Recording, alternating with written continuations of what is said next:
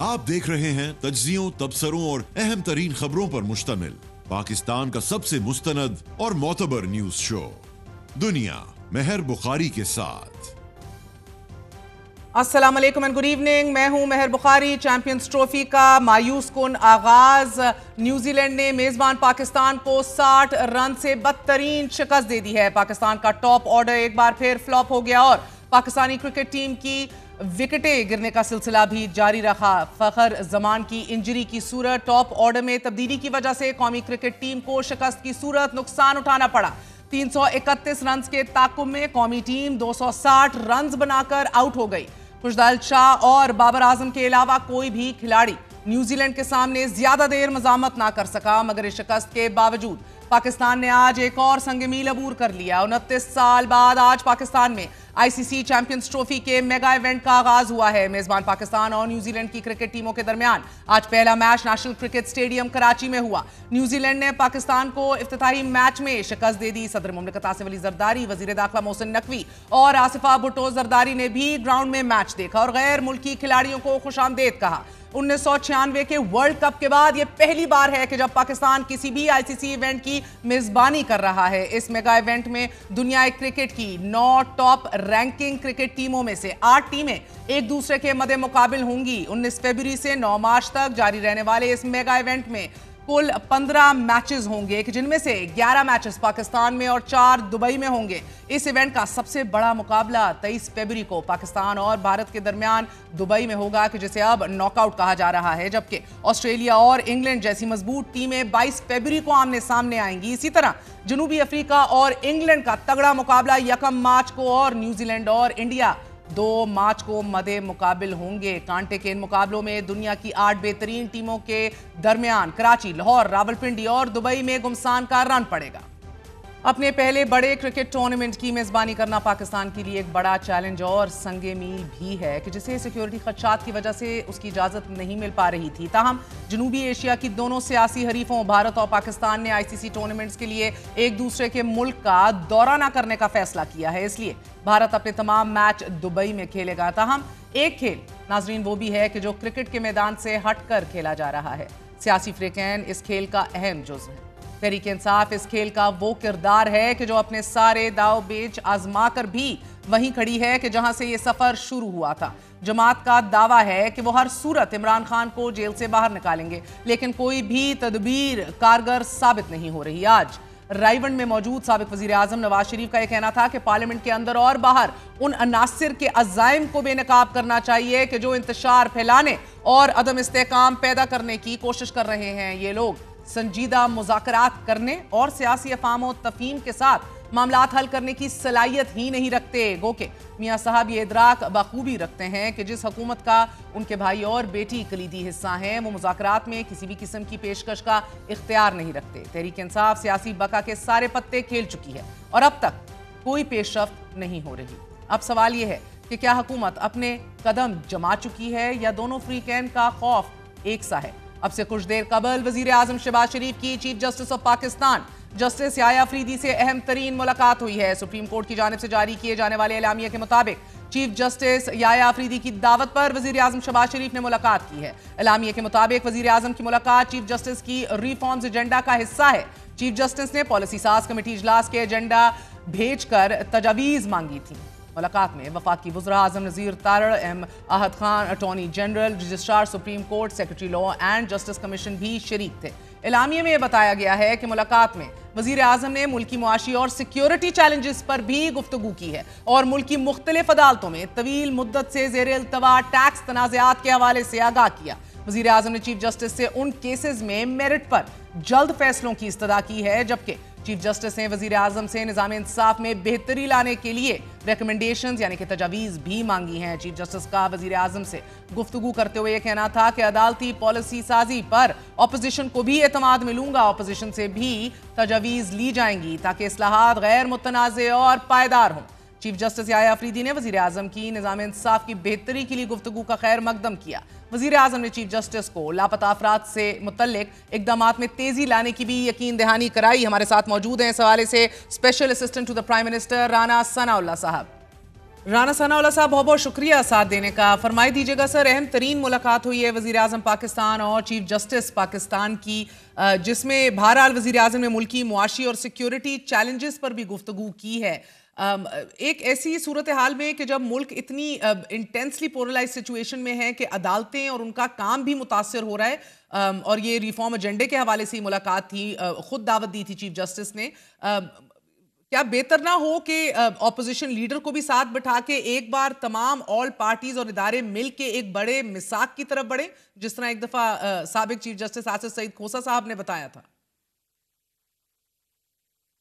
دیکھیں, یہ بالکل آپ کی بات درست ہے کہ لیڈر آف دی اپوزیشن کو, وزیر اعظم پاکستان کو, اسی طرح سے جو دیگر جماعتیں جن کی ریپریزنٹیشن ہے پارلیمنٹ کے اندر, بلکہ پارلیمنٹ کے اگر کوئی باہر بھی ہے اور اس کا ایک وجود ہے, تو ان کے سربراہان کو اور اسٹیبلشمنٹ کو اور جوڈیشری کو, سب کو ملک کے مفاد جو ہیں یا جو ایک ریاست کا جو مفاد ہے اس کے لیے سب کو اکٹھے ہونا چاہیے, سب کو بیٹھنا چاہیے, چارٹر آف اکانومی کرنی چاہیے, دہشت گردی کے اوپر جو ہے وہ پالیسی بنانی چاہیے. ہمارے کچھ ایسے ریاست سے, قوم سے, ملک سے جڑے ہوئے معاملات ہیں جن کے اوپر کوئی اختلاف رائے نہیں ہونا چاہیے, اور ہمیں ان کے اوپر ایک کنسنسس جو ہے وہ ایوالو کرنا چاہیے. رانا صاحب, نواز شریف صاحب نے پہلے اس خواہش کا اظہار کیا تھا, سب سے پہلے آپ نے آگاہ کیا تھا سب کو کہ یہ میاں صاحب کی خواہش ہے کہ تحریک انصاف کو انگیج کیا جائے, وہ بلیو کرتے ہیں ڈائیلاگ کے اندر. آج میاں صاحب ہی کا یہ ماننا ہے کہ تحریک انصاف کے ساتھ ڈائیلاگ ہو ہی نہیں سکتا. کیا میاں صاحب اب اس حوالے سے ان کی ختم ہو گئی ہے تمام تر جو بھی جستجو تھی, امید تھی, یا جو بھی وہ اس سے ایکسپیکٹیشنز باندھے ہوئے تھے؟ دیکھیں, وہ ان کے جو یہ خط لکھتے ہیں اور پھر جس قسم کی گفتگو کرتے ہیں, جس طرح سے یہ اپنے مخالف یا اپنے اپوزٹ پولیٹیشنز کو جو ہے وہ مخاطب کرتے ہیں, تو اس کے اوپر پھر آدمی مایوس ہو جاتا ہے, آدمی سمجھتا ہے کہ اس کا کوئی فائدہ نہیں. یا مثال کے طور پہ یہ میں نے بات کی تھی کہ 3 لوگ اگر بنیادی طور پہ, اور بعد میں 2-4 لوگ اور بھی ہیں جن کو شامل کیا جا سکتا ہے, اگر یہ بیٹھ جائیں تو یہ 70 سال کے مسائل جو ہیں یہ 70 دنوں میں حل ہو سکتے ہیں. میں نے اس میں عمران خان صاحب کا نام لیا تھا, میں نے آصف زرداری صاحب کی بات کی تھی, میں نے PMLN کے قائد میاں نواز شریف کی بات کی تھی. تو اگلے دن جب عمران خان صاحب کو معلوم ہوا تو انہوں نے کہا کہ جی میں کیوں بیٹھوں اس کے ساتھ, وہ تو 12واں کھلاڑی ہے, ان کی کیا پوزیشن ہے. تو دیکھیں, یہ اس طرح کی گفتگو کے بعد پھر اب میاں صاحب اس کے اوپر کس خوش فہمی کا اظہار کریں. تو یہ انتہائی افسوسناک رویہ ہے جو پچھلے 12 سال سے 13 سال سے ہم فیس کر رہے ہیں. 2014 سے آپ لے لیں اور یہ 25 آ گیا ہے. تو میاں صاحب کا یہ کہنا کہ سنجیدہ مذاکرات کرنے اور سیاسی افہام و تفہیم کے ساتھ معاملات حل کرنے کی صلاحیت ہی نہیں رکھتے, یہ تو سر اب آپ کی طرف سے کوئی پہل نہیں کی جائے گی؟ نہ دلچسپی ہے, میاں صاحب was only driving factor behind this, تو اب یہ اس کو بیکاز ساتھ ہم دیکھ رہے ہیں پیرلل رانا صاحب وہ بیک ڈور چینل سے روابط کی بھی خبریں موصول ہو رہی ہیں, خط و خطابت تو چل ہی رہی ہے, مگر بیک ڈور چینل سے روابط کی بھی بات ہو رہی ہے. وہ غلط ہے. کوئی بیک چینل روابط نہیں ہو رہے, وہ بالکل غلط ہے. آپ مجھے بتائیں کہ جب آپ اس قسم کی گفتگو کر رہے ہوں, خط لکھ کے جو ہے وہ آپ بدنام کر رہے ہوں, اور ساتھ ساتھ میڈیا کے اوپر انتہائی یعنی 3rd ریٹ جو ہے وہ آپ پراپیگنڈا کر رہے ہوں, تو کون سے بیک چینل رابطے؟ یہ کوئی بیک چینل رابطے نہیں ہو رہے. میں بالکل آپ کو تصدیق سے یہ بات کہہ رہا ہوں.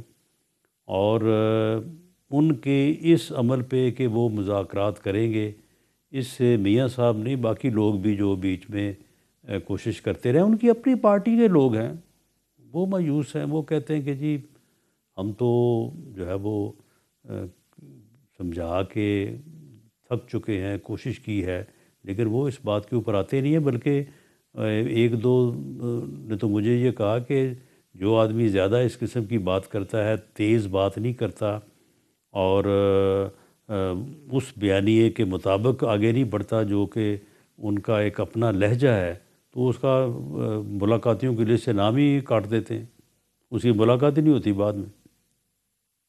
تو سر پوسٹ عید جو یہ گرینڈ الائنس کے حوالے سے کام بڑا تیزی سے آگے نکل رہا ہے، 3 میٹنگز ہو چکی ہیں اور اب یہ کہہ رہے ہیں کہ انشاءاللہ یہ رمضان کے دوران ہی ایک حتمی فیصلہ ہو جائے گا ساتھ۔ آپ کو کس حد تک یہ یقین ہے کہ یہ گرینڈ الائنس جو ہے بن پائے گا، نہیں بن پائے گا، متحرک ہوگا، نہیں ہوگا؟ دیکھیں ان کے بن جائے گا یا نہیں بن پائے گا، یہ کیونکہ میں اس کا پریوی نہیں ہوں جو ان کی میٹنگز ہوئی ہیں، لیکن اگر یہ بن جائے تو یہ سیاسی طور پہ یہ ایک بہت مفید بات ہوگی۔ اس وقت سیاسی اتحاد کی ہی حکومت ہے، یہ کوئی پی ایم ایل این کی گورنمنٹ نہیں ہے، یہ ایک سیاسی اتحاد کی حکومت ہے۔ اور اگر اپوزیشن بھی ایک اتحاد میں چلی جاتی ہے اور وہاں پہ سب جماعتوں کی رائے سے معاملات جو ہے وہ طے ہوتے ہیں، تو پھر یہ کفن باندھ کے اور جنازے پڑھا کے جو ہے وہ احتجاج نہیں ہوں گے، وہ احتجاج جو ہے پر وہ آئین اور قانون کے مطابق ہوں گے۔ تو آپ تو چاہیں گے پھر کہ یہ مولانا صاحب مذاکرات بھی ہو ان کے سکیں ساتھ گے۔ پھر برملا جو ہے وہ ہاتھ پکڑیں اور بسم اللہ کریں؟ جی بالکل، اگر مولانا اپوزیشن میں موجود ہیں، اپوزیشن میں وہ بیٹھے ہیں، اور اگر اپوزیشن جو ہے وہ اتحاد کرتی ہے، بلکہ وہ جو مذاکراتی ٹیم بنی تھی، اگر اس مذاکراتی ٹیم میں بھی اپنے علاوہ یہ کسی اور کو شامل کر لیتے تو شاید وہ مذاکرات کا بھی یہ حشر نہ ہوتا جو حشر ہوا ہے کہ 2 میٹنگز کے بعد انہوں نے کہا کہ جی بس تیسری میٹنگ کی ہمیں اجازت نہیں ہے۔ سر ایک فرق ضرور ہے، ایک آپ نے بات بالکل بجا فرمائی کہ ایک اتحاد حکومت کا ادھر ہے تو ادھر بھی اتحاد بن جائے تو بیٹر سینس ول پریویل۔ ایک فرق ضرور ہے، پی ڈی ایم کا جو اتحاد بنا تھا سر، تب غم و غصہ اور ایک فرسٹریشن جو تھی وہ قدرے بہت کم تھی، جو آج ہم مولانا صاحب کے لب و لہجے میں دیکھ رہے ہیں، جو آج ہم پی ٹی آئی کے لب و لہجے میں دیکھ رہے ہیں، جو ہم آج شاہد خاقان عباسی کی باتوں میں سن رہے ہیں، جس کی جھلک ہمیں آج نظر آ رہی ہے تمام تر انفریقین کے، تو یہ بہت خطرناک اتحاد بھی بن سکتا ہے۔ آپ کو پھر بھی 1.5 سال لگ گیا تحریک عدم اعتماد لاتے لاتے، یہ چند مہینوں کی بات بھی بن سکتی ہے اگر یہ اتحاد پکا ہو گیا تو۔ دیکھیں بہرحال پولیٹیکل لوگ اگر مل بیٹھیں تو بیٹر سینس ہی پریویل ہوتی ہے۔ میں تو ذاتی طور پہ جو میرا ایکسپیرینس ہے، میں نے تو یہ دیکھا ہے کہ جب اب دیکھیں نا مولانا فضل الرحمان ہیں، محمود خانہ چکزئی ہیں، اختر مینگل صاحب ہیں، باقی جو لوگ ہیں جو جن کا ایک میں بات اس نقطۂ نظر سے کر رہا ہوں کہ جو لوگ مل بیٹھیں گے تو یہ لوگ بیٹھیں گے تو وہ سوچ کفن باندھنے والی اور یہ بات میں آپ کی سمجھ گئی سر، مسلح مگر میں جتھا نے لا ابھی کے بیٹھ حملہ کے کرنے والی جو ہے، تمام 3.5 سال نکالے عمران خان کے دور کے، مجھے ایک بیان مولانا فضل الرحمان کا اتنا سخت نہیں دکھائی دیا جدھر وہ آج کہہ رہے ہیں کہ اس ملک میں سویلین اتھارٹی ہے ہی نہیں، اس ملک کا وزیر اعظم آگاہ ہی نہیں ہے کہ ملک کے دوسرے صوبوں میں کیا ہو رہا ہے۔ یہ ضرور بیساکھیوں کی بات تھی، ضرور بات تھی، مینڈیٹ کے حوالے سے بات تھی، ضرور سختی بھی تھی سر، مگر اس لیول کا درجہ حرارت بالکل بھی نہیں تھا کہ اس ملک میں سرے سے سویلین اتھارٹی کو ہی وہ چیلنج کر رہے ہوں، پارلیمنٹ کو ہی چیلنج کر رہے ہوں، ہر چیز جو ہے وہ بالائے پالیسیوں کو ہی چیلنج کر رہے ہوں کہ یہ بنتی ہی ادھر نہیں ہے، نہ ہمیں سوال کرنے کی جرت ہے۔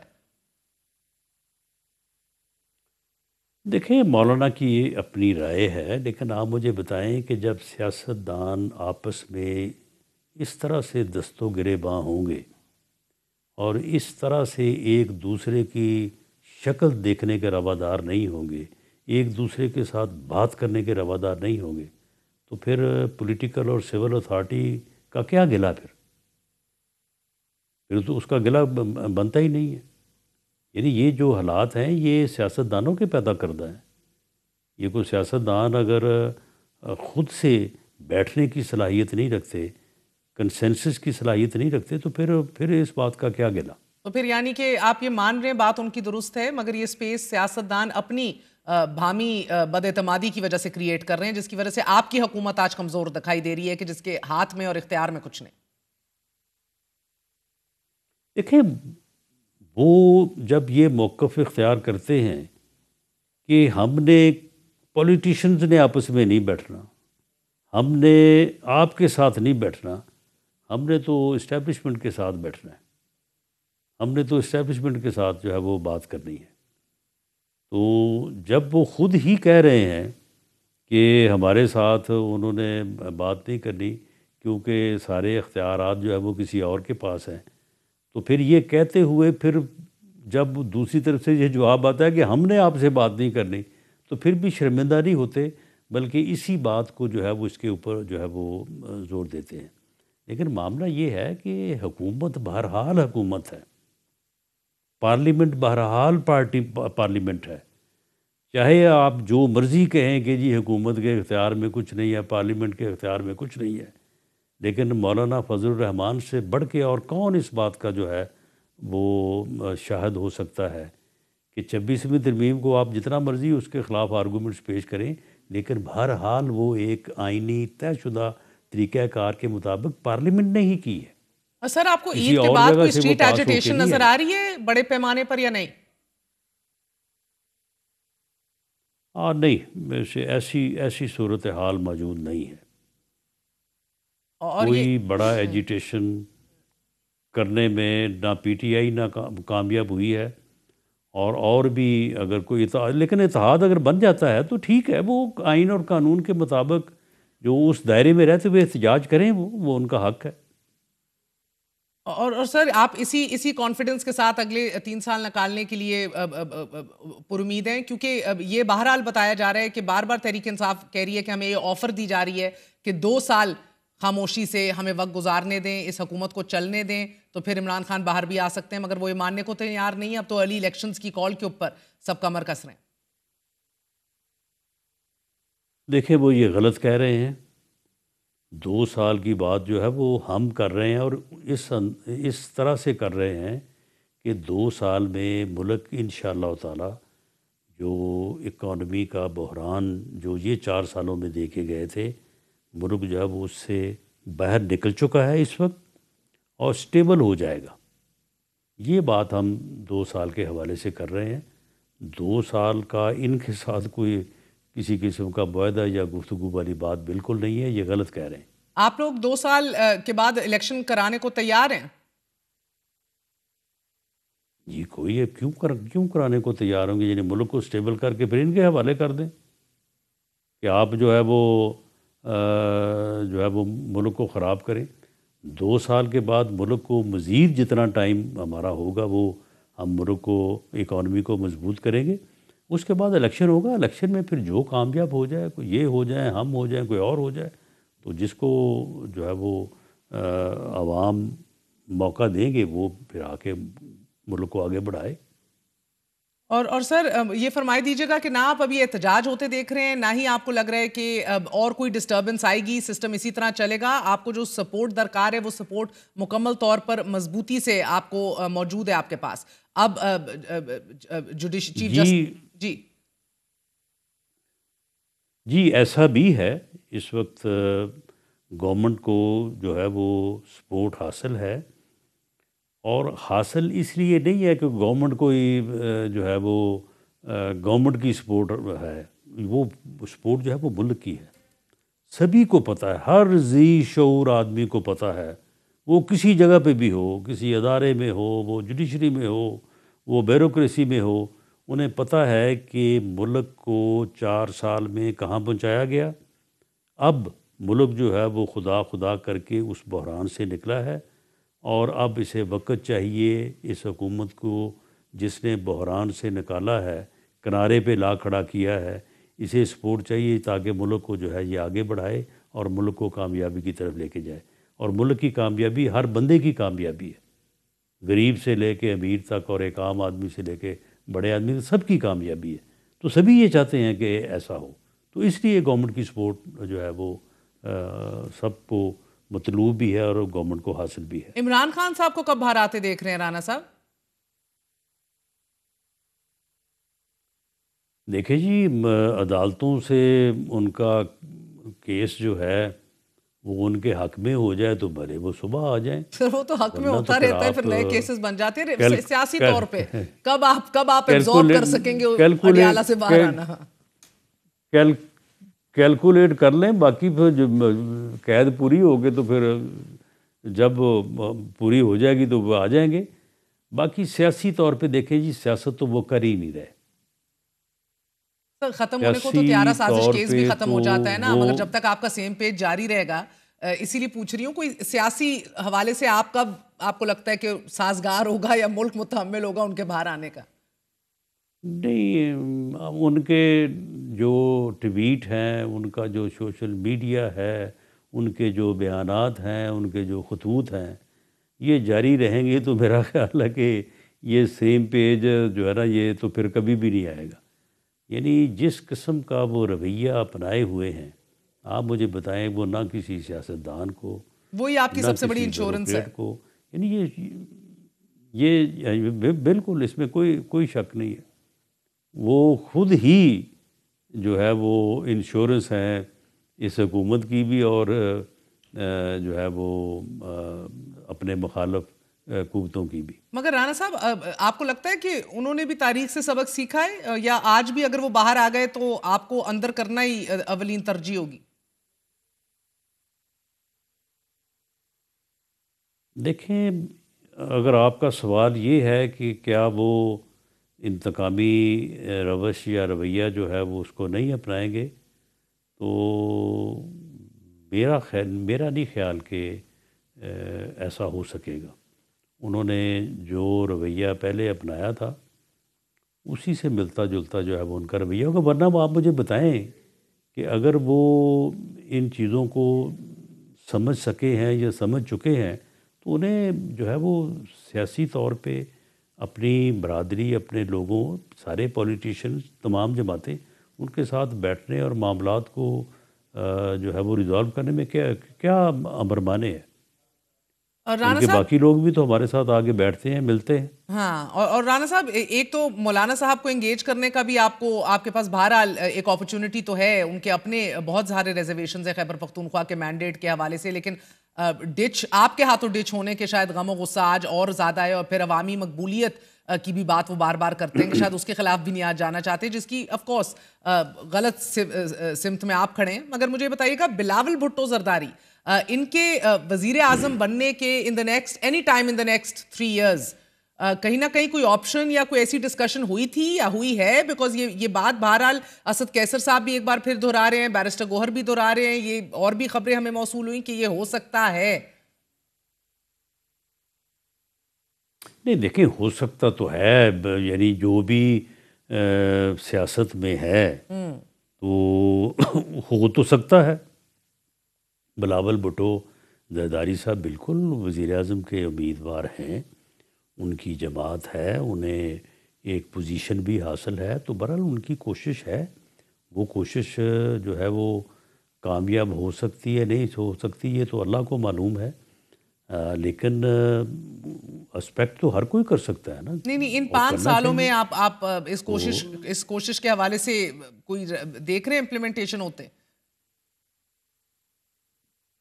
نہیں، میرا نہیں خیال کہ اس وقت جو کولیشن گورنمنٹ ہے جس کا پیپلز پارٹی حصہ ہے، اس میں جو چیزیں طے پا چکی ہیں اور اس کے مطابق وہ پوزیشن جو پیپلز پارٹی کی حصے میں تھی وہ انہیں حاصل ہو چکی ہیں، اور جو پی ایم ایل این کے حصے میں تھی وہ پی ایم ایل این وہاں پہ موجود ہے. میرا نہیں خیال کہ اس ترتیب میں کوئی کمی بیشی یا کوئی تبدیلی جو ہے وہ آئے گی. اور آپ لوگ جستجو کرتے رہیں گے ان کو کابینہ کا حصہ بنانے کے لیے؟ میرا نہیں خیال کہ اب اس بارے میں کوئی فردر جو ہے وہ کوشش ہو رہی ہے. انہوں نے جن آفس کو اپنے پاس رکھنا مناسب سمجھا تھا، ان کا اسی وقت فیصلہ ہو گیا تھا، اور یہ سارا ارینجمنٹ جو ہے یہ ایک معاہدے کے تحت ہے. یہ باقاعدہ ریٹن ڈاکومنٹ ہے جس میں یہ ساری چیزیں طے ہوئی تھی. بہت بہت شکریہ. رانا ثناءاللہ صاحب ہمارے ساتھ موجود تھے. آپ نے گفتگو سنی. وقفہ لیں گے، وقفے کے بعد اہم ترین خبر کی طرف جائیں گے. حالات گھمبیر ہیں، 2 صوبوں کے اندر صورتحال بد سے بدتر ہوتی چلی جا رہی ہے. لا اینڈ آرڈر کے حوالے سے اسٹے وتھ اس.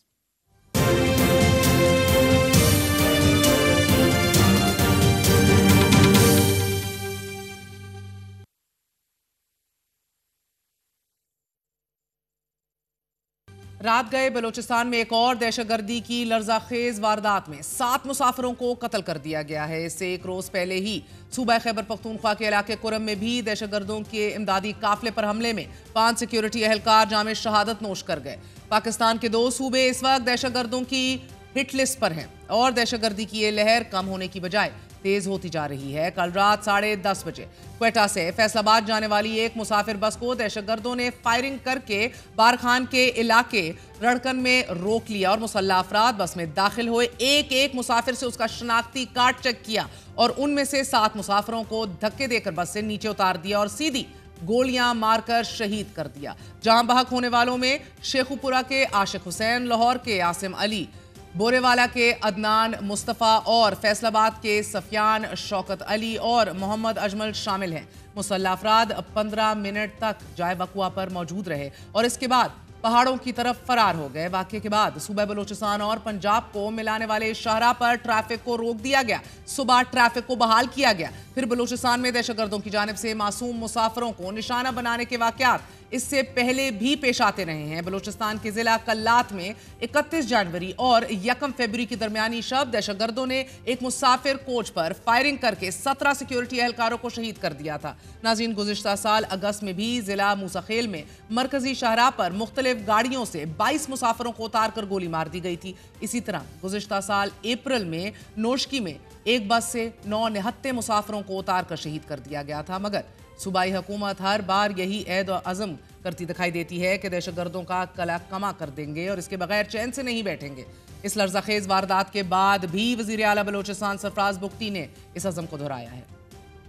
معصوم شہریوں کو بسوں سے اتار کے جس بے دردی سے شہید کیا جا رہا ہے، بحیثیت قوم ہم سب کو اس کی مذمت کرنی چاہیے۔ حکومت آپ کی اپنے سیکورٹی فورسز کے ساتھ مل کے انشاءاللہ تعالی یہ سرچ کا ہم مقابلہ کریں گے اور انشاءاللہ اللہ وہ ٹائم لائے گا کہ جیسے صفا کوئٹہ صفا کر رہی ہے، ہمارے سیکورٹی فورسز انشاءاللہ ان دہشت گردوں کو اس صوبے سے صفا کریں گے انشاءاللہ۔ بلوچستان کے ساتھ ساتھ خیبر پختونخوا میں بھی دہشت گردوں کا ننگا ناچ جاری ہے۔ کرم میں دونوں فریقین میں باہمی معاہدوں پر ہونے کے باوجود 98 بنکرز مسمار کر دیے جانے کے باوجود، اسلحے کی جزوی واپسی کے باوجود، مگر 2 دن سے کرم ایک بار پھر قتل گاہ بنا ہوا ہے۔ ناظرین، 2 دن پہلے بھی امدادی قافلے پر شرپسندوں کے حملے سے 5 سیکیورٹی اہلکار شہید ہو گئے، کہ جس کے بعد خیبر پختونخوا حکومت نے اعلیٰ سطحی اجلاس میں ملوث عناصر اور ان کے سہولت کاروں کے خلاف سخت کارروائی کا فیصلہ کر لیا ہے۔ حکومت نے لوور کرم کے گاؤں اوچت، مندوری، دات کمر اور بگن کو خالی کروانے کا فیصلہ کر لیا ہے اور ریاست مخالف واقعات میں ملوث افراد کو شیڈیول 4 میں ڈالنے کا فیصلہ بھی کر لیا گیا ہے۔ خیبر پختونخوا حکومت نے امدادی قافلے پر حملہ کرنے والے ملزمان کے سر کی قیمت بھی مقرر کر دی ہے۔ فائرنگ میں ملوث ملزم کاظم ولد گل بادشاہ کے سر کی قیمت 10 کروڑ روپے جبکہ دیگر ملزمان کے سر کی قیمت 8 کروڑ روپے مقرر کر لی گئی ہے۔ اس واقعے کے بعد کرم میں امدادی کارروائیوں میں تعطل ایک بار پھر دیکھنے کو مل رہا ہے۔ امدادی رقوم کا سلسلہ بھی روک دیا گیا ہے، لیکن ریاست نے بنکرز گرانے اور اسلحے کی واپسی کے سلسلے کو تیز کر دیا ہے اور امن کمیٹیوں پر بھی دباؤ ڈالا گیا ہے کہ وہ اپنی ذمہ داریاں پوری کریں۔ اور یہ جو ہمیں کہتے ہیں نا کہ صرف زمین کا تنازع ہے، ایسا نہیں ہے۔ فرقہ واریت کا جو ایلیمنٹ ہے، وہاں پہ انٹرنیشنل قوتیں، بیرونی قوتیں پورا انویسٹمنٹ کر رہی ہیں، تو ہم نے اب ٹھوس اقدامات کی طرف ہم جا چکے ہیں۔ ہم پیچھے ہٹنے والے نہیں ہیں۔ وہ جو بھی ہے وہ بچے گا نہیں، آج بچ جائے گا، کل بچ جائے گا، لیکن وہ بچے گا نہیں، اس کو سزا ملے گی اور کڑی سزا ملے گی۔ ریاست جہاں معاشی ترقی، سنہرے مستقبل اور خوشحال پاکستان کے دعوے کر رہی ہے، وہیں اندیشے برابر موجود ہیں کہ ملک کے 2 صوبے خوفناک آگ کی لپیٹ میں ہیں۔ مولانا فضل الرحمان نے بھی 2 دن قبل ہی قومی اسمبلی میں انہی خدشات کا اظہار کیا ہے۔ اس وقت 2 صوبوں میں حکومت کا کوئی رٹ موجود نہیں۔ آج وزیر اعظم سے یہاں ہوتے اور ان کے خدمت پہ بصد احترام یہ عرض کرتا کہ قبائلی علاقوں میں کیا ہو رہا ہے، بلوچستان میں کیا ہو رہا ہے، تو شاید وہ یہی کہتے کہ مجھے اس کا کوئی علم نہیں ہے۔ صورتحال سنگین ہے اور نائب وزیر اعظم اور وزیر خارجہ اسحاق ڈار نے بھی اقوام متحدہ سے اپیل کی ہے کہ پاکستان میں سرحد پار دہشت گردی کی روک تھام کے لیے تعاون کیا جائے گا۔ اسحاق ڈار نے نیو یارک میں اقوام متحدہ کی سلامتی کونسل کے اجلاس میں UN secretary general Antonio Guterres سے ملاقات میں تعاون مانگا ہے۔ 2 صوبوں میں بڑھتے دہشت گردی کے ان واقعات سے معیشت کی بحالی کے خواب ہی نہ رہ جائیں، کیونکہ ترقی اور خوشحالی کا پہلا زینہ امن، پیس ہے، اور جب تک ملک میں امن نہیں ہوگا اس وقت تک ریاست کی ان کوششوں کے خاطر خواہ اثرات सामने नहीं आ पाएंगे। वक्फा लेते हैं, वक्फे के बाद हाजिर हूँ।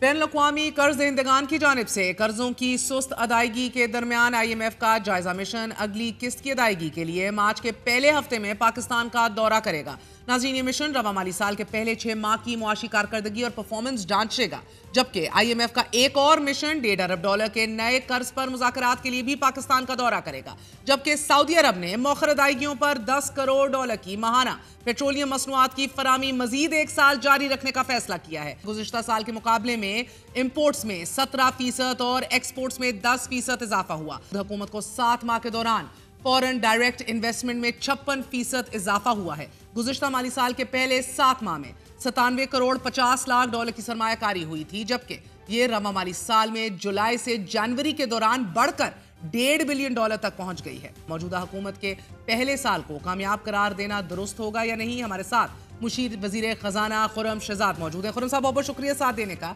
पहले तो फरमाई दीजिएगा, मैक्रो इकोनॉमिक स्टेबिलिटी और फिस्कल डिसिप्लिन तो नजर आ रहा है, रियलाइजेशन भी दिख रही है कि we need to be careful, high quality और ग्रेजुअल ग्रोथ होनी चाहिए, export lead, productivity lead for people, लेकिन एटलीस्ट कम से कम 20 से 25 अरब डॉलर एक्सटर्नल अकाउंट भी शायद मुकम्मल तौर पे अच्छा नहीं है, और फिर 5 से 6% तो इस कंडीशन के अंदर रिस्की होगी ग्रोथ। जी, अस्सलाम वालेकुम, बहुत शुक्रिया महर मुझे प्रोग्राम में लेने के लिए। देखिए, सबसे बड़ी बात यह है कि आज हमारे पास एक्सटर्नल अकाउंट की पोजीशन जो है वो काफ़ी हद तक बेहतर है, और काफ़ी ज़्यादा ये कह लें कि जो बफर्स हैं वो काफ़ी रीजनेबल हैं, at least in the short to medium term. और अगर आप गोइंग फॉरवर्ड बात करें तो डेफिनेटली ये बात ठीक है, क्योंकि हमने जो है महर इंपोर्ट लेट से उठ के एक्सपोर्ट लेट की तरफ जाना ही जाना है, अब कोई और ऑप्शन नहीं है। जैसे फाइनेंस मिनिस्टर साहब भी अक्सर इस चीज़ को पॉइंट आउट करते हैं कि हमें एक्सपोर्ट लेट ग्रोथ चाहिए, और हमने उस पर सब कुछ करना है जो कि एक्सपोर्ट लेट ग्रोथ को इंश्योर कर सके। और obviously it has to be driven by private sector investments. तो ये तो हमारा एक फंडामेंटल स्टांस है, ये एक फंडामेंटल जो है ना एक फिलॉसफी होनी चाहिए, और है अब कि जी हमने एक्सपोर्ट लेट ग्रोथ की तरफ जाना है। हमने बहुत जल्दी में जो है वो सारी चीज़ें नहीं करनी जो पिछले कई सालों से होती आई हैं, और जिसने हमें दोबारा फंड की तरफ लेके जाने पर मजबूर किया, और हर मरतबा हमारी सिचुएशन खराब हुई। एक तो होता है ना कि जी आप फंड के पास गए और आप फिर बेहतर हो गए, और फिर आप जबरदस्त हो गए और इतने अच्छे हो गए कि पिछली मरतबा से बहुत बेहतर हो गया, और फिर आपने उससे बड़े जो है वो इकोनॉमिक ग्रोथ अचीव की। तो हमने हमेशा जो है वो अचीव की थोड़ी ग्रोथ, लेकिन उसके बाद हालत और खराब हुई, जिसकी वजह से और ज्यादा इन्फ्लेशन हुई, और ज्यादा रुपए में जो है उसकी कदर में कमी हुई, और इंटरेस्ट रेट्स बहुत बढ़े, और एक आम आदमी को बहुत पेन जो है फील करना पड़ा, बहुत पेन लेना पड़ा। और उसके साथ साथ आप देखें सैलरी क्लास और फॉर्मल सेक्टर, अब इनके पास तो बार बार नहीं जाया जा सकता टैक्स लगाने के लिए, कितना इनसे टैक्स लिया जा सकता है। अब तो जो है ऑल्टरनेट टैक्सेस की तरह, ऑल्टरनेट जो है वो हमें ऑप्शन की तरफ जाना है, जो कि टैक्स की GDP भी बढ़ाएं, और एक फेयर और इक्विटेबल जो है वो सोसाइटी क्रिएट करें टैक्स के हवाले से, ताकि हर कोई अपना टैक्स दे, कम टैक्स हो, हर कोई अपना टैक्स दे, और उस टैक्स के जरिए से हम सही उसका इस्तेमाल करें, और ग्रोथ जो है वो सस्टेनेबल बेसिस पे लेकर आए। तो ऑब्वियसली ये एक स्टांस फंडामेंटल है कि अब हमने उस तरह नहीं जाना कि इंपोर्ट लेट ग्रोथ की तरफ बिल्कुल नहीं जाना, और हमने एक्सपोर्ट लेट की तरफ जाना, ये एक फंडामेंटल जो है वो। मगर खुर्रम, एलीट लेड ग्रोथ की जानिब गवर्नमेंट का जाना भी हाईलाइट होता जाता है बार बार। कम महंगाई के साथ मुनासिब तरक्की तो काबिल कबूल है, ज्यादा तरक्की के साथ ज्यादा अफरात ज़र से तो बहुत बेहतर है सर। अब 2 साल के लिए करंट अकाउंट और प्राइमरी अकाउंट भी मुस्बत या जायद होना चाहिए। हम देख रहे हैं करंट अकाउंट डेफिसिट एक बार फिर देखने को मिल रहा है। स्टेबल रहेंगे हम इस हालात में? एंड आई से दिस बिकॉज सर पाकिस्तान का करंट अकाउंट सरप्लस के बाद जनवरी में खसारे में चला जाना, ये खबरें भी बार बार शाया हो रही है, बट ओवरऑल ट्रेंड आपको क्या दिख रहा है?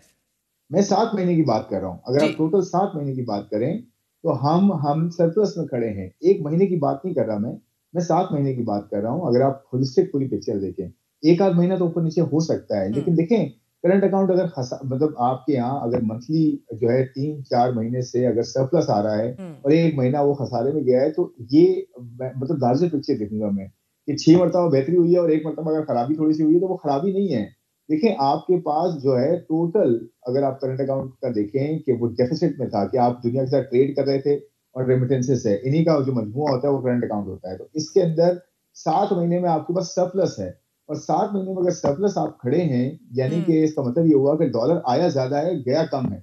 نیٹ بیسس پہ ڈالر آیا زیادہ ہے. تبھی آپ دیکھیں کہ پچھلے 7 مہینے میں جو ریزروز ہیں آپ کے وہ بڑے ہیں, کم نہیں ہوئے ہیں. اور اس کے علاوہ اگر آپ اوور آل دیکھیں کہ ہم کتنے مہینے کے امپورٹس افورڈ کر سکتے ہیں, کتنے مہینے کی اکانومی کے پاس فیول ہے, تو وہ 2.25 مہینے کا ہے, جو کہ اگر 10-15 مہینہ پہلے دیکھیں آپ, جب ہم بہت زیادہ جو ہے وہ کلوز ٹو ڈیفالٹ چلے گئے تھے اور آئی ایم ایف پروگرام بھی نہیں ہو رہا تھا, اس وقت آپ کے پاس صرف اور صرف ہارڈلی 2 ہفتے کے ریزروز رہ گئے تھے. آج آپ کے پاس 2.25 مہینے کے ریزروز ہیں. دیکھیں یہ آپ کے پاس بفرز ہیں جو بلڈ ہوئے ہیں اوور لاسٹ 12 اور 15 منتھس.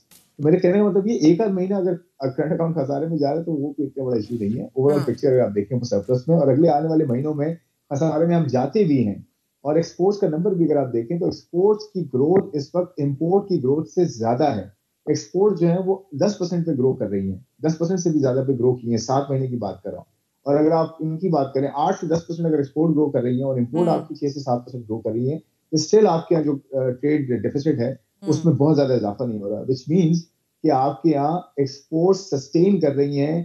پہلے ایسا نہیں ہوتا تھا, پہلے امپورٹس جو ہیں وہ بڑھتی تھی تب ایکسپورٹس بڑھتی تھی, کیونکہ بہت زیادہ جو کانٹینٹ تھا ایکسپورٹس کا وہ امپورٹ سے آتا تھا. لوگ منگاتے, انڈسٹری منگاتی زیادہ تھی, اس کا ویلیوڈیشن کم ہوتی تھی. اب پچھلے 6-8 مہینے میں آپ دیکھیں کہ گروتھ جو ہے سسٹین کری, اور آئی ٹی کا بہت بڑا اس میں رول ہے. آئی ٹی کے دیکھیں اگر پچھلے سال 3.2 بلین ڈالر کی ایکسپورٹ ہوئی ہے, اس سال ایکسپیکٹیشنز ہیں کہ 4 بلین ڈالر کراس کریں گی آئی ٹی کی ایکسپورٹ. تو دیکھیں یہ ہے نا آپ کے یہاں جو ویلیوڈیشن ہے جس میں آپ کو کوئی امپورٹس کی ضرورت نہیں پڑتی ہے, جس کی آپ کی ایکسپورٹ سسٹین ہو رہی ہے. ریزلٹنٹلی آپ کا کرنٹ اکاؤنٹ بہتر ہو رہا ہے کیونکہ اس میں ریمیٹنسز کا بہت بڑا رول آ رہا ہے. تو اوور آل میں نے کہا نا فائنینشیل اکاؤنٹ کو ہم نے جو ہے دیکھنا ہے کہ اس پہ ہم نے اسٹریٹجائز کرنا ہے, فائنینشیل اکاؤنٹ کو بہتر کرنا ہے تاکہ over all balance of payment account جو چینل آپ کا ہوتا ہے اس میں بہتری آئے, سسٹینیبلٹی آئے, تاکہ آپ کو بار بار فنڈ کے پاس نہ جانا. مگر خرم جیسے import led growth will expand or export sector, یہ بات تو ٹھیک ہے اسپیشلی, مگر وہ سیکٹرز جن میں ڈالر آؤٹ فلو نہ ہو, مائننگ ہے, شپنگ ہے, سو آن اینڈ سو فورتھ, لیکن ہماری تو 600 ارب ڈالر کی ایک پیرلل اکانومی ہے, اسے ٹیکس نیٹ میں لیے بغیر تو گروتھ اچیویبل ہی نہیں ہوگی نا خرم. بہت اچھا سوال آپ نے کیا ہے, یہ بہت بڑا چیلنج ہے اور اس کو بالکل گورنمنٹ کو آگے لے کے جانا ہے. کہ 2 حصے ہیں اس کے, ایک ہے ڈاکومنٹیشن, دوسرا ہے ڈیجیٹائزیشن. یہ 2 بڑی چیزیں ہیں محض جس پہ کام جو ہے وہ ہونا ہے, اور ہم کر بھی رہے ہیں, ہم شروع بھی کر رہے ہیں, اور اس میں بہت زیادہ اس میں اسپرٹ بہت ہے کہ اس کو کرنا ہے. کیونکہ اگر ہم نے یہ نہیں کیا, بالکل صحیح کہہ رہی ہیں کہ اتنی بڑی پیرلل اکانومی ہے اور اس پہ دیکھیں بہت زیادہ اس کے کانسیکوینسز ہیں. آپ کے ٹیکس کا ایشو ہے, آپ کے یہاں جو ہے وہ ڈیٹا انڈیکس ہیں, وہ کس طرح سے آپ یوٹیلائز کریں اپنی پالیسی میکنگ میں. آپ کو پتا ہو کہ کتنی اکانومی پیرلل ہے اور کس طرح سے اس کو لے کر آنا ہے, کیونکہ آپ کا پوٹینشیل وہیں سے نکلتا ہے, گروتھ کا, انویسٹمنٹ کا, اور آپ کے ٹیکسیشن کا, اور ریسورس کا, ہر چیز کا. تو میرے خیال میں یہ بہت بڑی چیز ہے کہ retail sector, retail wholesale and trade, یہ پورا سیکٹر 20% آپ کی اکانومی کا ہوتا ہے, 18% رفلی بنتا ہے, کچھ 70 بلین ڈالر کا سائز ہے اس کا. تو یہ بہت بڑا اس میں پورشن ہے جو کہ ایک جو ہے نان ڈاکومنٹ ایریا ہے, جس میں ڈاکومنٹیشن کی بہت ضرورت ہے. اور بہت بڑی پیرلل اکانومی ہے, ایگریکلچر کی بھی کچھ ہے, اس کے علاوہ مینوفیکچرنگ کی بھی بہت سارے ایریاز ہیں جو کہ پیرلل ہیں. تو یہ انکلوژن کی بہت زیادہ ضرورت ہے, اور اس میں سب کو اکٹھا ہونا ہوگا. یہ میرے خیال میں ملک کا اس میں بہت بڑا جو ہے وہ فائدہ ہے کہ ہم ڈیجیٹائز کریں ساتھ ساتھ, اور ڈاکومنٹ کریں. اور ڈاکومنٹیشن کے لیے انسینٹیوائز کرنا ہوگا, ہمیں لانا ہوگا جو ہے وہ ٹیکس نیٹ کے اندر لوگوں کو یہ ٹرسٹ ہم نے بلڈ کرنا ہوگا, جو پچھلے کئی سالوں سے ٹرسٹ ڈیفیسٹ ہے جو ہے ٹیکس لینے والے میں بھی اور ٹیکس دینے والے میں بھی, اور یہ ڈبل بکس کے بہت زیادہ مسئلے ہیں. یہ ساری چیزیں ہم نے ہینڈل کرنی ہوگی, ٹھیک کرنی ہوگی, تب ہماری اکانومی کا صحیح پوٹینشیل نکلے گا. اس کانٹیکسٹ میں اگر میں آپ کو بتاؤں, ایف بی آر کی اپنے ریفارمز ایف بی آر کے ہو رہے ہیں. ایف بی آر کو پالیسی اور ٹیکس کو اب الگ کر دیا گیا, ٹیکس کلیکشن کو اور پالیسی کو یہ فنڈامنٹل ڈیسیژن لے لیا گیا. تو جو پالیسی ہے ٹیکس کی وہ الگ کر دی گئی ہے, اور ٹیکس کلیکشن کو الگ کر دیا گیا. تو ٹیکس پالیسی میں بورڈ اور پراپر اس کے جو کریڈیبل جو اس میں لوگ ہوں گے, جو اس میں بڑے کمپیٹنٹ لوگ ہوں گے, جو یہ بتائیں گے کہ جی ٹیکس کا امپیکٹ کیسے آتا ہے, ڈیولپمنٹ اکنامکس کیا ہوتی ہے, کیسے ڈیولپمنٹ ٹیکس جو ہے رول پلے کرتا ہے ڈیولپمنٹ کے لیے. اور ٹیکس کلیکشن کا جو ہے ادارہ وہ اپنی جگہ کام کرتا رہے گا, تاکہ ٹیکس کا ہم بالکل اینڈ میں جا کے یہ نہ کریں کہ جی بس اپنے جو ہے نمبرز کو پورے کرنے کے لیے آخر میں جا کے بجٹ کر دیا جاتا ہے. اور یہ بجٹ کا پروسیس ابھی سے شروع ہو گیا, اور یہ پہلے نہیں ہوتا تھا اس طرح. ہم نے جنوری سے اسٹارٹ کر دیا ہے, پریپون کر دیا ہے بجٹ کی پوری ایکسرسائز. سب کے ساتھ مل رہے ہیں, جا کے خود جا رہے ہیں, مل رہے ہیں. یہ نہیں کہ ان کو بلا رہے ہیں, خود مل رہے ہیں, خود بات کر رہے ہیں, تاکہ چیمبرز جا رہے ہیں, باقی ایسوسیشن کے پاس جا رہے ہیں, تاکہ ان کی ہم سن سکیں کہ جی کیا ہم کر سکتے ہیں, کیا نہیں کر سکتے, تاکہ انسرٹینٹی اور سرپرائز کا ایلیمنٹ کم ہو جائے. یہ سارے کام جو ہے ہم نے کرنے ہیں, تاکہ ہماری ڈیجیٹائزیشن, ڈاکومنٹیشن اور براڈننگ, وائڈننگ, ڈیپننگ ٹیکس کی ہو سکے, تاکہ صحیح فیئر اور ایک ایکول جو ہے ہم مگر خرم اس سارے ساتھ کے آپ کو گروتھ کو بھی تو انشور کرنا ہے at the same time while you document digitise large scale manufacturing sector Pakistan میں اب ہم دیکھ رہے ہیں کہ ایک کنٹریکشن ریکارڈ ہو رہی ہے 1.25% پہلے 5 ماہ میں اس سال کے کنٹریکشن ہوئی ہے اور اسی کو اگر آپ کمپیئر کریں with the same period last year according اور یہ بھی پاکستان بیورو آف اسٹیٹسٹکس کا ڈیٹا ہے. اب manufacturing led export sector is of course the right way forward لیکن جی ایس ٹی تو بھی ادھر یہاں بھی آپ کو اس کو کم کرنا ہوگا. 60% ٹیکس ریٹ تو ایک نان اسٹارٹر ہے. ایبسولوٹلی دیکھیں 3 بڑے ایشوز ہیں جن کو ہینڈل کرنا ہے. ایک میں کافی رسپائٹ ملی ہے, ایک میں ہمیشہ بولتا ہے ہوں آپ کے پروگرام میں بھی ہمیشہ کہا ہے, دیکھیں ایک تو کاسٹ آف کیپٹل ہے کہ آپ کی شرح سود بہت زیادہ تھی جس کی وجہ سے آف کورس مینوفیکچرنگ سیکٹر سب سے زیادہ ہٹ ہو رہا تھا, امپورٹ سب سے زیادہ ہٹ ہو رہی تھی جو مینوفیکچرنگ سیکٹر امپورٹ کرتا بھی ہے اور اپنے کانٹینٹ میں ایکسپورٹ کرنے کے لیے یا پروڈیوس کرنے کے لیے. تو کاسٹ آف کیپٹل الحمدللہ نیچے آ گئی ہے, آدھی ہو گئی ہے. جو پیک پہ تھے 23-24% تک ریٹس چلے گئے تھے بوروئنگ کے, وہ اب آگے 11-12 پہ 13 پہ جو بورنگ ریٹس تھے. تو اچھے میں نے کہا نا شروع میں گروپس تو 10% بھی کر رہے ہیں اور جو ہے 11% بھی کر رہے ہیں. تو کاسٹ آف کیپٹل نیچے آ گئی. یہ بہت بڑا ایلیمنٹ ہوتا ہے کیپٹل کسی بھی بزنس کے لیے, چاہے چھوٹے ہوں بڑے بزنس. تو کیپٹل اویلیبلٹی لیکوڈیٹی یہ بڑا ایک فیولنگ جو ہے نا فیکٹر ہوتا ہے. سیکنڈلی جو ہے آپ نے بالکل صحیح کہا کہ ٹیکسز کا برڈن ہے. ان ٹیکسز کو میں نے آپ کو ابھی عرض کیا کہ wholesale retail and trade اس سیکٹر کے ساتھ بڑی اچھی میٹنگز ہوئی ہیں. ان کو بھی جو ہے وہ نیٹ میں لایا جا رہا ہے. ایگریکلچر سیکٹر میں بہت بڑی ڈیولپمنٹ ہے. وہ آپ نے دیکھا ہے کہ لیجسلیشن ہوئی ہے, فریم ورک ہوا ہے, جو قانونی جو کاروائی ہوتی ہے پوری پارلیمنٹس نے کی اور چاروں صوبوں نے اس میں اپنا رول پلے کیا. بہت بڑی بات ہے کہ اکانومی کو پرائیورٹی دی گئی ہے پالیٹکس کے اوپر, اور یہ بہت بڑی ڈیولپمنٹ ہے, ہسٹوریکل ڈیولپمنٹ ہے جس کو میرے خیال میں یہ بڑا ہم نے کم اس میں بات کی ہے. تو ایگریکلچر ٹیکس پہ جو ہے نا فریم ورک آ گیا ہے, اس کی کمپلائنس اور اس میں تھوڑا وقت لگتا ہے. انفورسمنٹ آف کورس جو ہے اس میں نمبر آتے ہوئے وقت لگے گا, لیکن جو آئی ایم ایف کا بینچ مارک تھا کہ جی آپ ایگریکلچر کو ٹیکس نہیں کرتے اور جو ہے مینوفیکچرنگ کو اور دوسری طرف کرتے ہیں, کیونکہ ایگریکلچر اور retail sector retail wholesale and trade یہ 45% ہے اکانومی کا ٹوٹل. جی بالکل. اور جو ٹیکس دیتے ہیں یہ ان کا صرف 1-2% بھی کنٹریبیوشن نہیں, اور ریمیننگ جو 55% ہے اکانومی کا حصہ وہ 98% ٹیکسز دیتا ہے. آپ سوچیں کتنا بڑا جو ہے وہ ایکویشن کا جو ہے مس میچ ہے. اس کو ٹھیک کرنے کی ہم نے بات کی ہے تاکہ ہم ایگریکلچر ہو, ریئل اسٹیٹ ہو یا ہول سیل ٹریڈ ریٹیل ہو, یہ سیکٹر جو انڈر ٹیکس ہیں یا ان ٹیکس ہیں ان کو ہم آہستہ آہستہ لے کر آئیں ٹیکس کے اندر, اور فارمل اکانومی سے ٹیکسز کم کریں, سیلری کلاس سے کم کریں. یہ اس طرح کا جو ہے ول ہے, پلان ہے, اور اس پہ کام شروع بھی ہو گیا, اور ساتھ ساتھ خرچے کم کریں. میرے خیال میں یہ پوری ایکویشن انشاءاللہ کنٹینیوٹی رہی, آگے بڑھتے ہیں. یہ سب چیزیں جو ہے آپ نظر آئے گا آپ کو. ٹھیک ہے, مگر خرم آپ نے آئی ٹی سیکٹر کا بھی ذکر کیا. I T sector of course ایک بہت پوٹینشیل ہے ادھر, قطع نظر کہ ہم لوگ خود کیا کر رہے ہیں انٹرنیٹ کے حوالے سے, لیکن it is export led growth as well. We are looking at mineral sector ہے, گارمنٹس ہیں, these are all sectors to tap in on. اب سوال یہ ہے سر کہ مسئلہ یہ ہے کہ are we fit for this kind of growth ان سیکٹرز کے اندر, کیونکہ ایوریج ٹائمنگ جو جی ڈی کی کلیئرنس کی ہے وہ 18 گھنٹے سے لے کے 106 گھنٹے تک بتائی جا رہی ہے. اب ایف بی آئی چیئرمین نے بھی یہ کہا کہ ہم آگے تو بڑھ رہے ہیں فیس لیس ٹیکس اسیسمنٹ کی طرف, but documentation part of our economy is the biggest issue. We keep hearing کر رہے ہیں. Give me timelines if you have any. We don't know exactly کتنا ٹیکس جو ہے وہ کلیکٹ ہوتا ہے اور how much can be collected. مگر اس سے بڑی بات خرم, گیون کہ ہمارا پورے خطے کے اندر we have the highest tax rate in the world, پھر ہمارے گیس اور بجلی کے جو ریٹ ہیں وہ خطے میں سب سے زیادہ ہیں. The entire region, neighbouring countries کو بھی دیکھ لیں. بزنس کا انیبلنگ انوائرمنٹ بھی ابھی اچیو کرنا باقی ہے. اب کس طرح امید رکھیں that we do attract foreign direct investment in this country? بہت صحیح سوال ہے, یہ بہت زیادہ امپورٹنٹ سوال ہے, اور اوبیسلی جتنا آپ کمپیٹیو ہوں گے اتنا زیادہ سرمایہ کار آپ کے پاس آئے گا. کمپیٹیو نہیں ہوں گے سرمایہ کار دوسرے اکانومیز میں جائے گا. یہ بالکل ایسے ہی ہے جیسے پروڈکٹس ہوتی ہیں اور کمپیٹیو پروڈکٹس آپ کو پرووائڈ کی جاتی ہیں. لیکن اچھی بات کیا ہے, یہ بالکل صحیح بات ہے کہ کمپیٹیو ایک انوائرمنٹ ضرور دینا ہے جس میں انرجی ہو, جس میں ٹیکسز ہوں, جس میں انٹرسٹ ریٹس ہوں, جس میں اور over all as of doing business کی بات ہو, اور ایک کمپیٹیو لینڈسکیپ ہو, پالیسی فریم ورک کنٹینیوٹی ہو, اس کی وہ روبسٹ ہو, اور گورنمنٹ کا فٹ پرنٹ کم سے کم ہو, پرائیویٹ سیکٹر لیڈ ہر چیز ہو, مارکیٹ اکانومی ہو. یہ بہت بڑی چیزیں ہیں اور یہی کرنی ہے. اس پر بہت حد تک ہم نے کام کیا بھی ہے اور کافی حد تک جو ہے چیزیں کی بھی ہیں. آپ نے دیکھا ہوگا جس میں نے کہا کہ کاسٹ آف کیپٹل نیچے آیا, اسٹیٹ بینک نے اس میں بہت بڑا رول پلے کیا, روپی کو اسٹیبلائز کیا. یہ بہت بڑا ایک رول ہوتا ہے کسی بھی انویسٹر کا, چاہے وہ باہر کا ہو, اندرونی ہو. اندرونی والا امپورٹ کرتا ہے, بیرونی انویسٹر جو ہوتا ہے باہر کا جو ہوتا ہے وہ یہ دیکھتا ہے کہ کتنی اسٹیبلٹی ہے کرنسی میں, تاکہ یہ تو نہیں ہے کہ میں ایک دن انویسٹ کروں اگلے دن میرا روپی یا کوئی بھی کرنسی ڈیپریسیشن کی وجہ سے میرا रिटर्न कम हो जाए। तो ये बिल्कुल इनको तो हैंडल किया गया है ना। आप देखें कि 15 महीने से पाकिस्तानी रुपये डॉलर के अगेंस्ट स्टेबल है और पूरी दुनिया में बेहतरीन करेंसीज में आई है। पाकिस्तानी रुपये का जो रैंकिंग है, उसके साथ साथ आप ये देखें कि आपके यहाँ एफडीआई में तकरीबन कोई 25 से 30% ग्रोथ हुई है पिछले साल के मुकाबले में। इसके साथ साथ आप ये देखें कि इंटरनेशनल मार्केट में जो बड़ी रेटिंग एजेंसीज हैं, इन्होंने आपका आउटलुक पॉजिटिव दिया है कि रेटिंग एजेंसीज और रेटिंग्स, आपकी रेटिंग्स भी इम्प्रूव, हम लोग इस पर काम कर रहे हैं कि रेटिंग्स भी इम्प्रूव होंगी आगे जाते हुए इंशाल्लाह। और रेटिंग्स के साथ क्रेडिबिलिटी आपकी इम्प्रूव और हो रही है, तभी रेटिंग्स इम्प्रूव हो रही है। तो एक नॉचेस ऊपर हुई है आपकी, दोनों रेटिंग एजेंसीज ने आपको ऊपर किया है और पॉजिटिव आउटलुक दिया है। इसका मतलब ये है कि सेंटिमेंट तो आपका बेहतर हो रहा है, आपके कॉन्फिडेंस की फिजा आ रही है। आप गैलप का सर्वे देखें कि आपके बिजनेसेस ये कह रहे हैं कि जी 55% बिजनेसेस का ये जो है वो इंस्टांस है कि जी बेहतरी हुई है पिछले 6 महीनों में, अगले 6 महीने में, साल में और बेहतरी नजर आती है। इसका मतलब है कि डायरेक्शन हम सीधी कर चुके हैं या कर रहे हैं इनफैक्ट, और चढ़ चुके हैं सही डायरेक्शन में।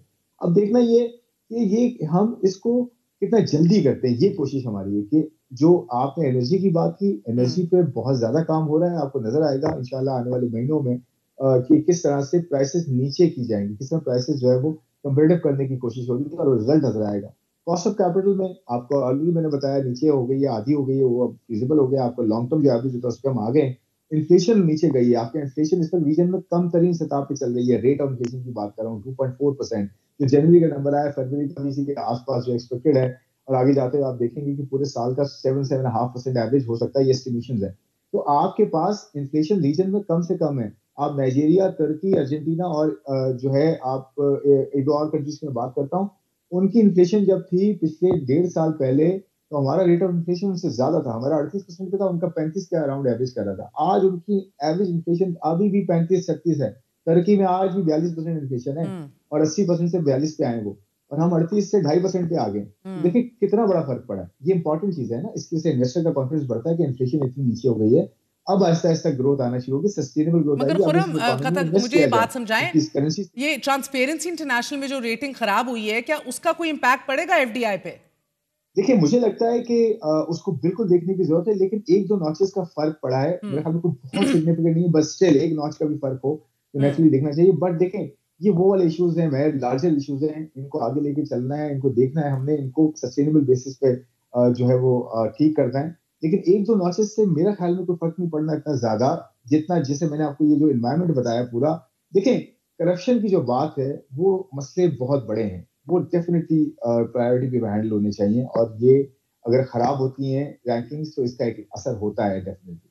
मैं ये नहीं कहूँगा कि असर बिल्कुल नहीं होता, लेकिन एक लार्जर स्कीम ऑफ थिंग्स में अगर एक चीज बहुत बेहतर हुई है और एक चीज थोड़ी सी डिफरेंट हुई है, तो मेरे ख्याल में इन्वेस्टर नेट बेसिस पे देखता है कि जी शॉर्ट टू मीडियम टर्म में बेहतरी ज्यादा बेहतर है और अच्छी हो रही चीजें, और आगे जाते हुए डायरेक्शन ठीक है, एफर्ट्स चल रही हैं, तो इसकी बेसिस पे उसको ये वैल्यू नजर आती है, तो वो इन्वेस्ट करना या उसकी तैयारी शुरू कर देता है। तो मेरे ख्याल में नेट बेसिस पे आपको बेहतरी नजर आ सकती है, और इन्वेस्टर का जो स्टांस है मेरे ख्याल में वो बेहतर हुआ है, काफी हद तक बेहतर हुआ है। और आप देखेंगे आने वाले महीनों में, और ये रिव्यू आ रहा है हमारा IMF का इंशाल्लाह, एक मतलब ये हमारा कंप्लीट होता है तो आप देखेंगे मजीद एक बहुत बहुत शुक्रिया। खुरम शहजाद हमारे साथ मौजूद थे। आपने तफसीली गुफ्तगू सुनी, मैक्रो इंडिकेटर्स मुस्बत दिखाई दे रहे हैं, आगे माइक्रो इंडिकेटर्स को ठीक करने की ज़रूरत है, इस्लाहात की तरफ बढ़ने की ज़रूरत है, privatisation and private sector lead and export led growth की तरफ जाने की ज़रूरत है। But we are moving ahead in the right direction. That's it for tonight. Good night, अल्लाह हाफिज़।